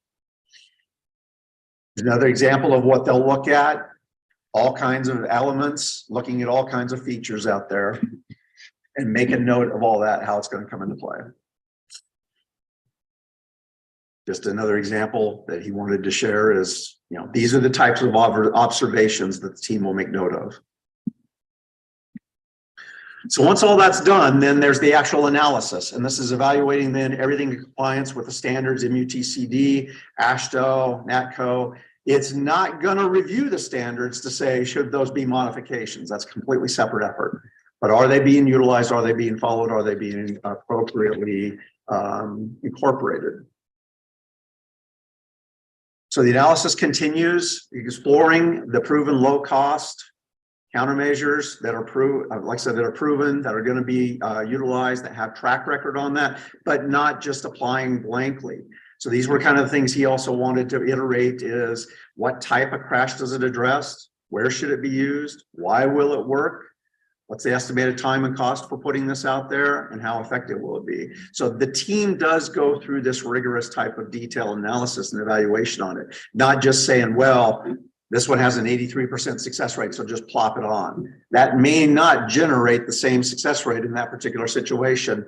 And as all of us know, side effects may include when it comes to traffic safety aspects of it and performance. You may get unintended consequences, and what would those be? So this is generally, this highlights an example of what they would produce as a document or a diagram or a schematic showing here's what we've got going on, here's a possible set of improvements, here's a configuration on an existing roadway. So this gives you an idea of what type of thing they'll generate out of that. Once that's concluded, then the submit findings. They've identified the recommendations, and then that's a formal report that's put forward to the owning jurisdiction to then evaluate, walk through, talk over within staff, see if they agree, see if that can be incorporated. Some of you have had this come through your particular shops or jurisdictions. And then there's the expectation that that comes back with What's the response going to be on that? That's how we kind of close the loop on that. And then it's up to the jurisdiction to pursue any kind of funding opportunities or incorporate into any kind of design practices going forward. We stress that that's the owner responsibility. We can't do that. We as PAG are not in that position, nor would we want to ever step into that to put that into or usurp that authority to make that action on there. So in summary, as just a basic flow chart on that, we have a startup meeting. We get in there, we have the discussion, we get the full situation shared, discovered, identified, so that we can take the proper identification, exploration activities, do the site visits, the analysis, the findings meetings. So that's another detailed discussion in a holistic environment with all the parties and stakeholders there going, what do we see, what do we got, and what do we think it's going to work? Culminating with a report, it then has followed up by the owner response, and with the last step being implementation. Overall, the PAG program has performed 50 plus throughout the region over the last 10 years plus. It's a wide variety. Some of the ones he shared that I've been part of, some of them may be major roadway corridors. Some of them could be site-specific locations at intersections, schools. They could be half-mile in length. They could be several miles in length. They have a wide variety, but we've been able, I used to joke when I first arrived, we're the Ghostbusters of safety. Call us and we'll come. And by we, I usually mean I volunteer Gabe. I've done a couple of them with him just to get an idea of what it would look, taste, and feel like, but that's up to him and his consultant teams. They usually run with that. We do have a series of these that have already been submitted. We've gone through, we've been doing them since January.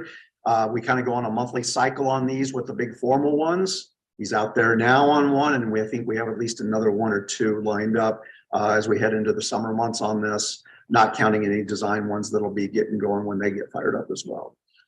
So we do have a series of these. It is a regular practice. It's not one where it has, the only time we took a brief break on that was just over the pandemic, but we've been about operating ever since and evaluating the conditions that come out of all that. I know I flew through that awfully quick, but with that, I can take any questions or pray I can answer any kind of questions or pass them on to Gabe and we can follow up if needed. Any questions, Rick? I have some questions, Mr. Chair. Sure.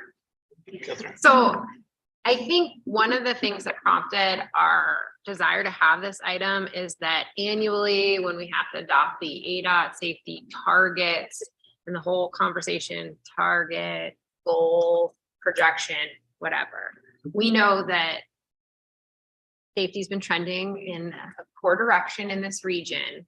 And I know I've heard TMC as well say, what are we doing about it? What are our strategies? How do we tackle this? So that was part of the prompting for this item. And I think the RSAs are great and they've been very helpful to us on a lot of projects. But the Strategic Transportation Safety Plan was last updated in 2016, I think. It kind of paired with that full update of the RMAP. Is there an intention to tackle that with the new RMAP? And then also adding to that, the performance measures, David Mitchell spoke about all the strategies that are listed in the 2045 RMAP. Are we revisiting that? And is TSSS the subcommittee that's tackling those, or is that off the table now? I'm happy to answer it. I don't. Jump in there. I was gonna say. Did you have? Did you want to? Yeah, sure. Yes. So the safety performance measures will be reexamined. They will more than likely come through TSSS before they come to this committee. Rick might have more of an update on what other things the TSSS is doing. Let's call it this. He might have a more robust response to what other things the committee is working on. But yes, like the idea is to use them to reevaluate those things. ADOT has recently done a lot of enhancements to their ACIS portal, which is like their tool that they use to collect all the data. And Rick and Gabe use that information. It feeds into some of the work we do. So we're probably, we will definitely be talking about that with TSSS and like kind of how do we incorporate those things, which eventually will stem around. So we have to kind of like continue that discussion on like, how do we tackle this big hairy monster that is safety? But yeah, I mean, it's part of the whole discussion that Dave Mitchell is going to be kind of creating to bring through this, but definitely a very specific Thank you. And conversation topic. to be real clear, it's the strategies that I'm curious about and how we're gonna identify strategies and discuss those strategies as a region, which I think is part of what the strategic transportation safety plan looked at, and part of the strategies that were created reflecting on the performance measures. So it's not so much, I mean, of course we're gonna do performance measures, but what are we gonna do about it is really what I'm concerned about. Big issue, can we do anything about it? Sometimes it's driver error. I mean, I've seen that. Like, Yeah. we go up there to these scenes and cover, there's nothing you can do about it. I mean, there was obviously the guy's not paying attention. Well, one of the strategies was education. correct. And so if we're not funding sorry. that. No, yeah, no, I then was just gonna go we're exactly not there. I hear really you. doing Yeah. our holistic job Correct. trying to address And it. that could be one of the strategies. Right. Yeah. exactly. And Education. against that backdrop, if I may, our top priority for everything right now within the city and transportation projects is safety. So to extrapolate even further from the RMAP and the TIP and what we do regularly through PAG, it's also a consideration that we push forward in our letter choosing our named projects to the RTA for consideration for RTA Next. One of our primary considerations in our project selection was across the board safety. We have a Complete Streets Coordinating Council that helped formulate the criteria for our priorities for our projects. And there are a whole list of priorities. One of the criteria is safety, and it was essentially double counted because safety is so much more important than so many of the other criteria we would use to create project prioritization. And so both for RTA and Next, and preferably for this one, if as we get projects coming through in request for projects, I would suggest that prioritization should heavily be skewed towards the criteria of safety. And then strategies, what does that mean? Education has essentially been defunded at the PAG/RTA level. And I would argue that perhaps that has something to do with the trend of driver misbehavior. Mr. Chair. Go ahead. So, to expand upon what Rick's committee is doing, that was one of the discussion items that they had at their last TSS meeting was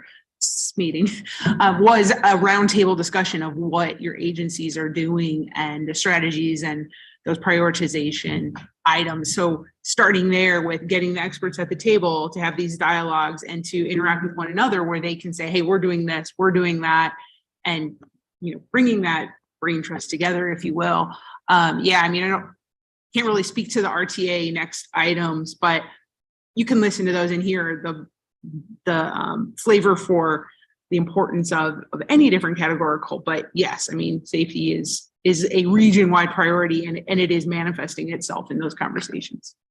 I think the only thing I'd add on that, and Catherine, it ties into what you're saying, I think there's a desire amongst all the folks that are close to this to say, okay, let's take it to the specificity and ideally an investment level.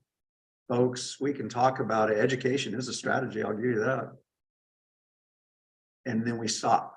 So where's the $3 million that's going to go into a specific plan that's going to go into the elementary school project, or I'm sorry, elementary schools, and have this program included into the curriculum? Now that's a detailed strategy with an investment level and a time frame. That's where I think everybody's kind of been going, maybe we're lacking on that aspect, and that's the next step that everybody's aware of, how to do it, how to assign it. I think that's going to be the work with Jeanette, with Dave, and with the rest of the groups and practitioners and the jurisdictions to say, how can we do that? Because we may have some aspects of it that we can do, other aspects of it we can't do. The HSIP program has been a great kind of plug coming in from the side that we've been able to utilize on that. So Dave leads that effort, working with the jurisdictions and with ADOT to ensure that we can at least get that injection of money so that it is into that. That's a small Band-Aid on the overall situation. So point is echoed at all levels with all sentiments and with everybody that's close to this.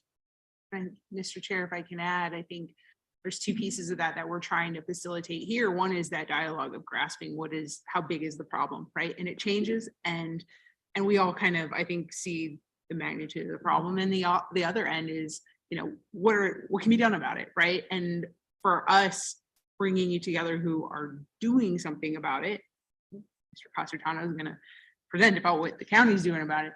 But, to take all those little bits and kind of put them together and understand collectively, what projects are you guys delivering? Are you getting grant funding? What does that investment look like? It is at an individual level. What is Marana doing, Sarita, Oro Valley, the city, the county? And we kind of put that all together. And so looking at the magnitude of the situation and the magnitude of what's being done and grappling that so that we can fill in the hole of what more can we do? Where do we need to go out and sort of fill those gaps with future programs and projects? Any other questions from the people online? Mitty? Seeing none. Thank you, Rick. Good deal. Thank you all very much. All right, let's move on to item number 10, Pima County presentation. Oh, wait a minute. This for you, Jen? Item number 10, Pima County presentation on the safety grant. More safety, Mr. Chair. Okay, I can take it, but it's not you, right, Jeanette? What's that? This is number 10. We are on agenda item number 10. All right, Paul, I guess it's. Yeah, so I think it was kind of kicking it over to you to see. Kicking it over. Yeah, Happy to introduce Mr. Casertano to present on the county's grant. whatever works. Yeah. So I was invited to kind of give an update on where we are with the Safe Streets for All grant that we have received as Pima County. So I'll run you through that as quickly as possible and give you a sense of what led to this approach and what we're trying to get out of it. So what we're looking to do is we had some discussion internally at Pima County and felt that it wasn't really as of best benefit or value to move forward with an action plan for unincorporated roadways only. And so that then led us to approach the member jurisdictions to see if there might be opportunities to collaborate on a region-wide action plan. And so we got great reception from all the jurisdictions on their desires to participate and essentially develop an action plan that gets down to the level that Rick is describing, which is, detailing strategies so that we can get from, we know there's a problem, to, well, what the heck do we do about those problems? It's a nuanced situation and we have to figure out how to invest wisely in order to really drive those numbers down. I've been continuously saying that crashes don't really know jurisdictional boundaries. The users of the network don't know. We know that. We hear that all the time. Crashes also kind of have that same behavior. So we see crashes in all communities, and we don't really want to differentiate one community from the other, but we want to understand the crash profiles from both the huge county perspective as well as the individual jurisdictional perspective to be able to set you all on course for the right investments. So the 2016 Strategic Transportation Safety Plan was mentioned. That really is a great foundation for the region. What that was able to do was to kind of do the first comprehensive analysis of what the crash profile looks like for the region. Where it left off, and I think part of what we're seeing, the consternation from the jurisdiction level, is the PAG plan essentially examined crashes and then identified where there might be different emphasis areas for what kind of crash types are problematic or concerning for the region. Some of those were, intersections, roadway departures, overrepresentation of bicycle pedestrian crashes in the region. And then it went just one baby step further to identify best practices that could address those emphasis areas. Didn't really get into the strategy identification beyond that in terms of what projects where, what education programs, et cetera, et cetera. So it left it to the operating jurisdictions. And now here we are as operating jurisdictions coming back to PAG and trying to have this conversation collectively. Hey, the numbers are trending in the wrong direction. What can we do? So we're trying to address that. I should mention too that the county had a safety management system annual report that it put together for a number of years. And that really was the county's effort to go from understanding safety to what projects might be appropriate to improve site-specific safety through projects. So we're trying to reproduce that as part of this regional safety action plan.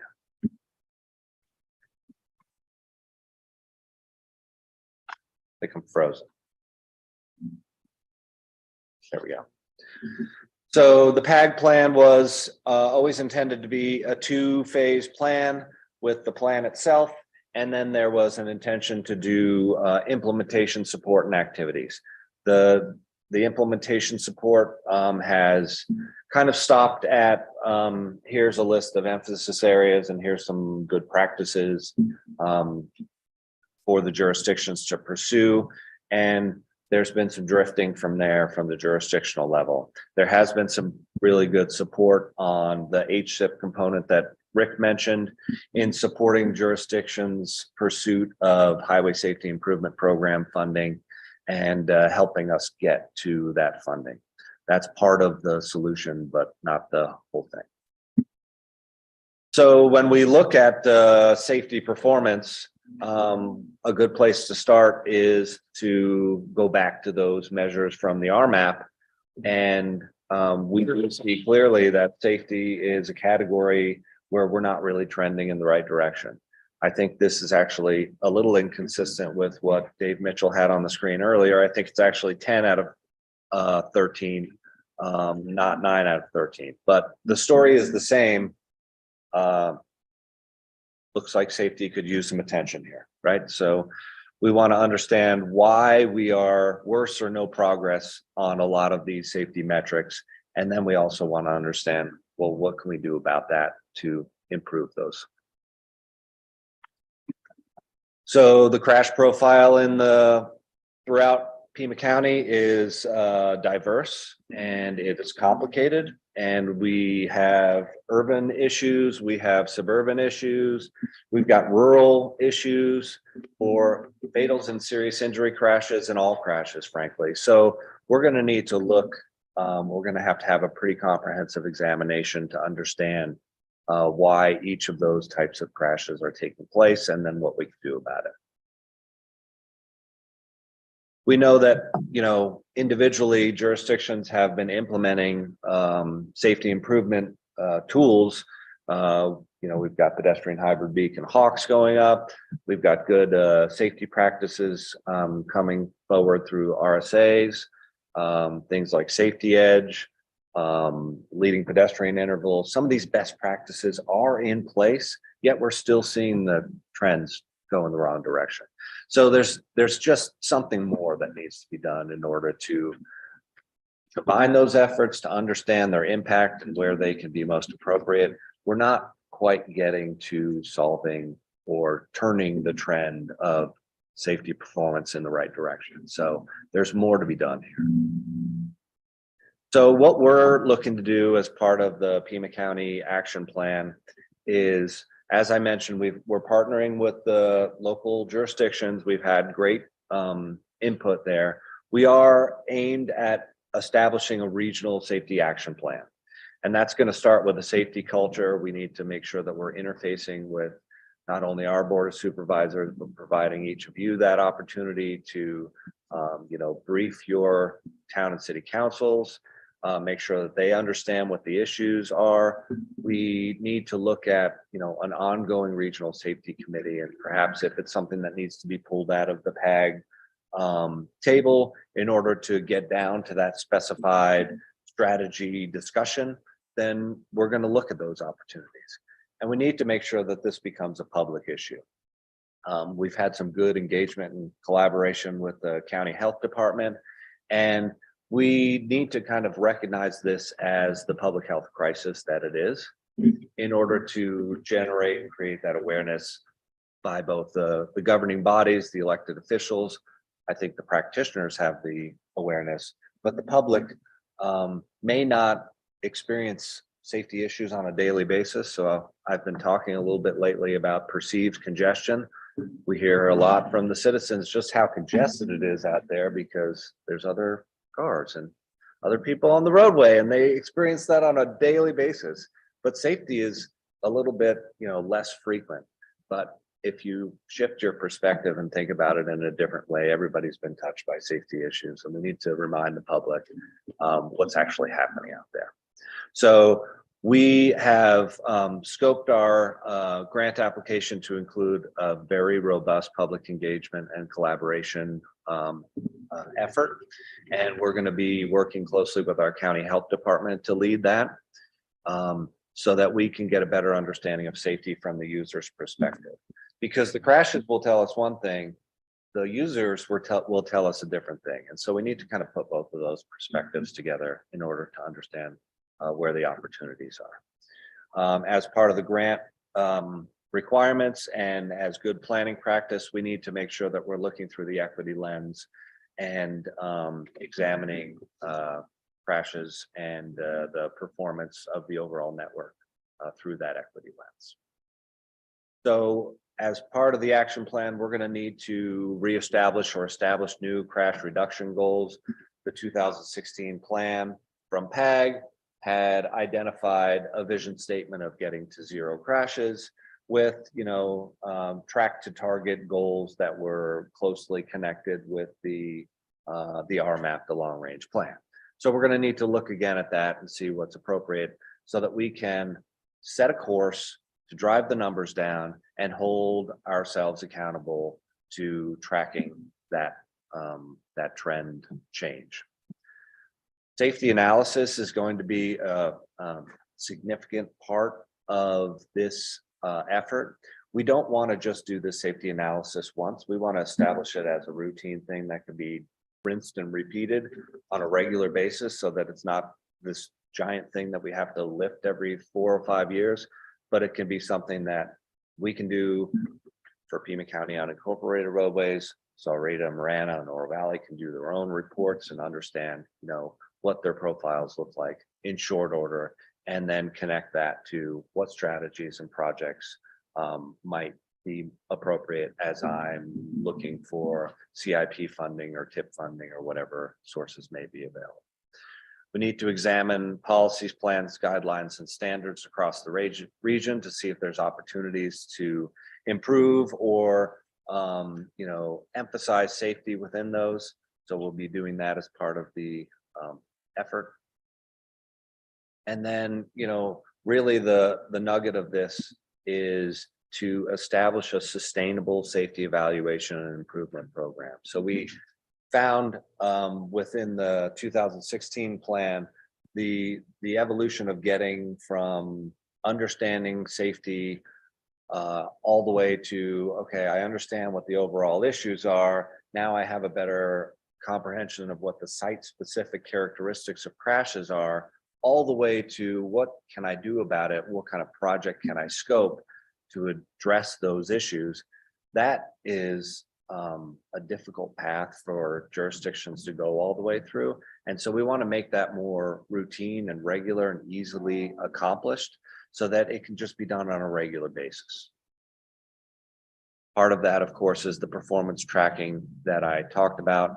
We need to, one of the things we'd like to come out of this with is not only some of those, softer education initiatives, identifying those things, but we're looking at one of the outcomes being a specific list of recommended projects for each jurisdiction to pursue. And the way I'm envisioning it at this point is perhaps having a hierarchy of which of those types of projects might be best opportunities for Safe Streets for All federal implementation funds. Which do you want to federalize? Not all of them are we going to want to federalize.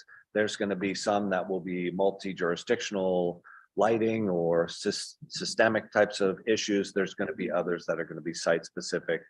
Pima County may have like roadway departure issues where we need to look at how do we address that.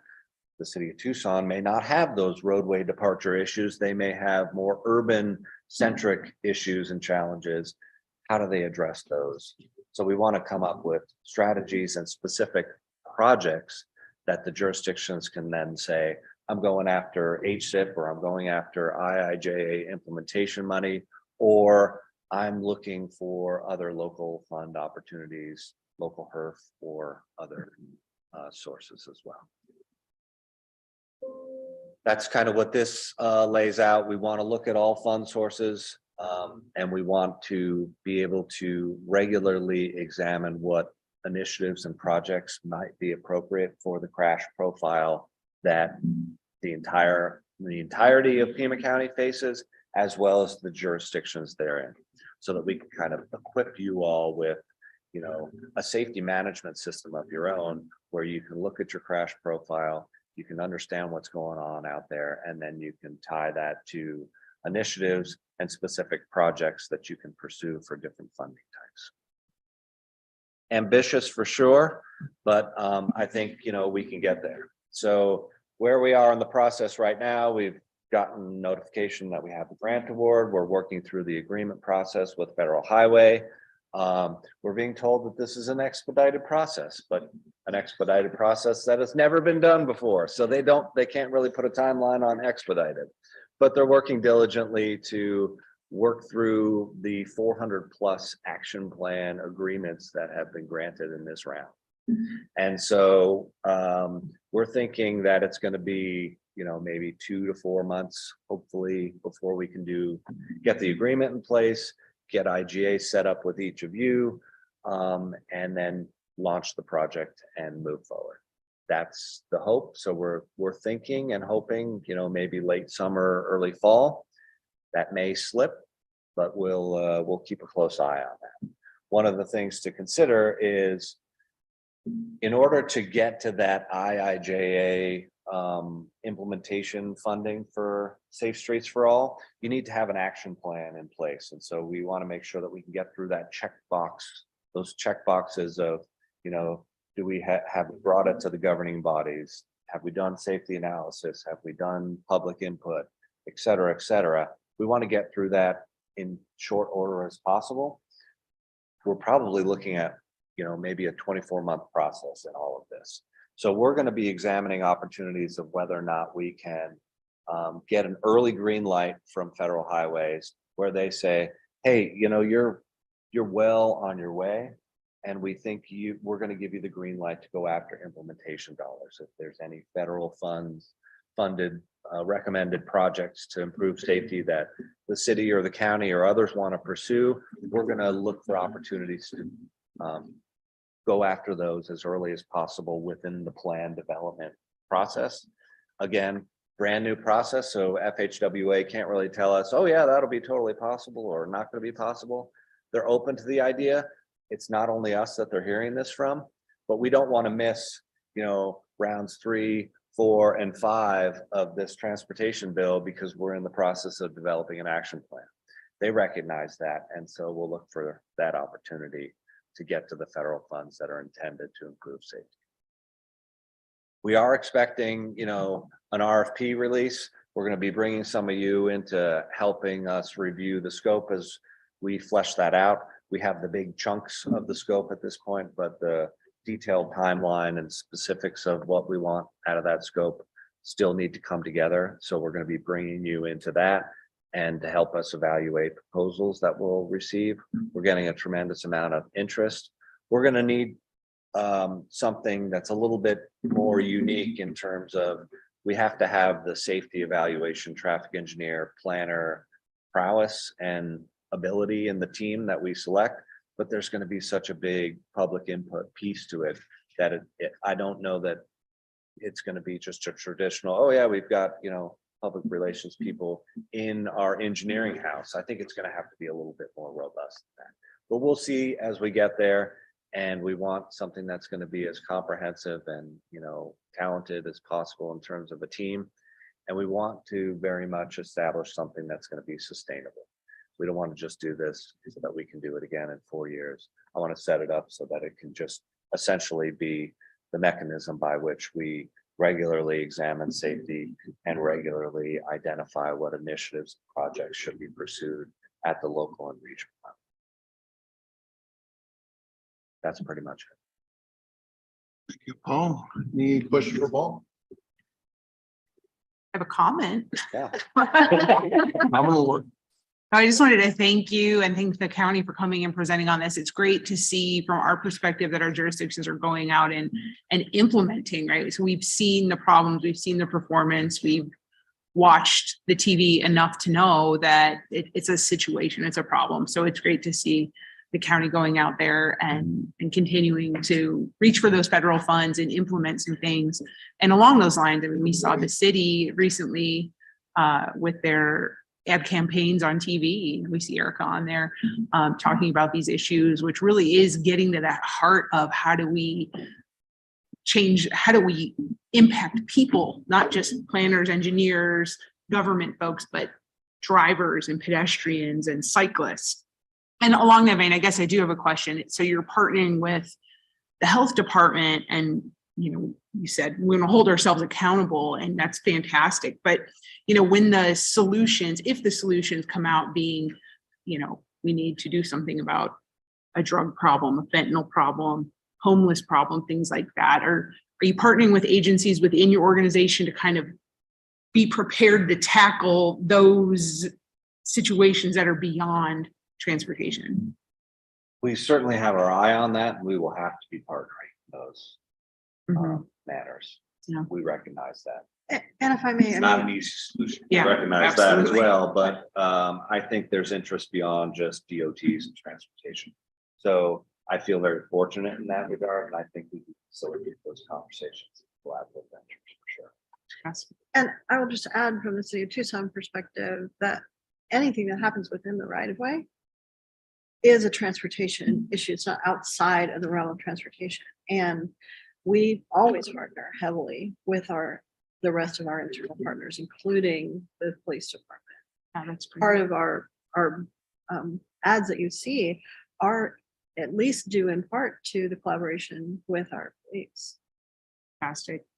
That's good. Yeah. And I mean, I was speaking to the solution being beyond transportation, not the issue, but yeah, I mean, you know, we can't solve homelessness, for instance, as transportation engineers. Now we can be aware of it, we can identify it, we can see the magnitude of the problem, but yes, we have to partner with other agencies to come in. So it's really great to see that the jurisdictions, by understanding the magnitude of the problem, are coming together as a community, really, to address some of these issues. Thank you. Well, exactly. Safety has no boundaries. And I do appreciate you taking the lead for the region, because obviously there's safety issues everywhere.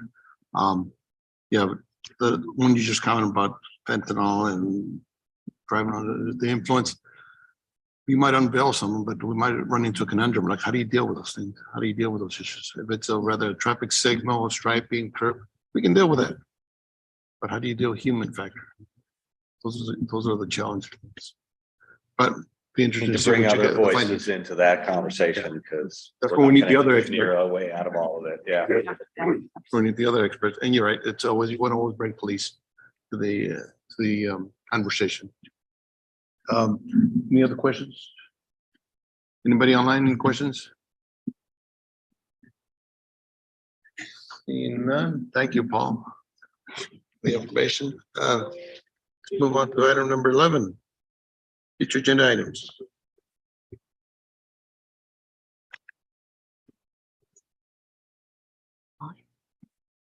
I will just reiterate, you know, I know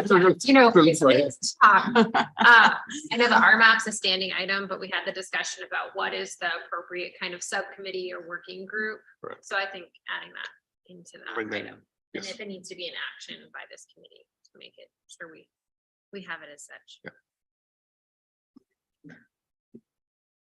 Any other items? Right at 11, Jose. Or 11, wow, okay. Right. Full items. All right. Noted. Okay, let's move on to item number 12, adjournment. Can I get a motion to adjourn?